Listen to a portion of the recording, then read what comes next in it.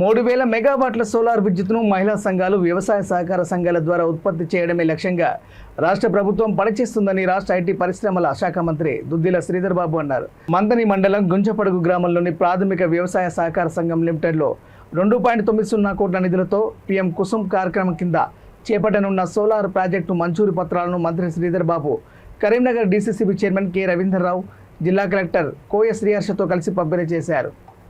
కేంద్ర ప్రభుత్వం ప్రారంభించిన పీఎం కుసుమ్ పథకాన్ని రైతులకు, ప్రాథమిక వ్యవసాయ సహకార సంఘాలకు అనుకూలంగా ఉండేలా రాష్ట్రంలోని మొదటిసారిగా మన జిల్లాలో 4 చోట్ల సోలార్ ప్రాజెక్టు మంజూరు చేస్తున్నామని, రాష్ట్రంలో ఉన్న విద్యుత్ అవసరాలను తీరుస్తూ మహిళా సంఘాలు, వ్యవసాయ సహకార సంఘాలకు ఆదాయ వనరులు సృష్టిస్తున్నామని మంత్రి తెలిపారు.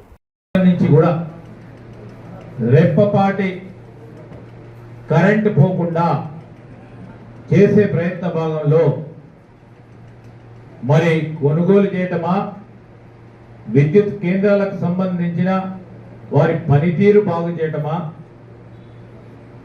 సంస్కరణలు తీసుకురావడానికి ఒక ఆలోచన చేయటమా అనే దృక్పథంతో వారు ముందుకు నడుస్తూ ఉన్నారు. రైతులకు ఇబ్బంది లేకుండా, గృహ వినియోగదారులకు ఇబ్బంది లేకుండా మేమిచ్చిన హామీ ప్రధానంగా విద్యుత్కు సంబంధించి 200 యూనిట్లకు సంబంధించి ఓ పక్షాన ఒక సంక్షేమ పథకంగా 200 యూనిట్ల ఫ్రీ కరెంటు ఇవ్వాలని అందరికీ కూడా ఇస్తా ఉన్న సందర్భాన్ని కూడా దృష్టిలో పెట్టుకొని విద్యుత్ ఉత్పాదన పెంచాలి.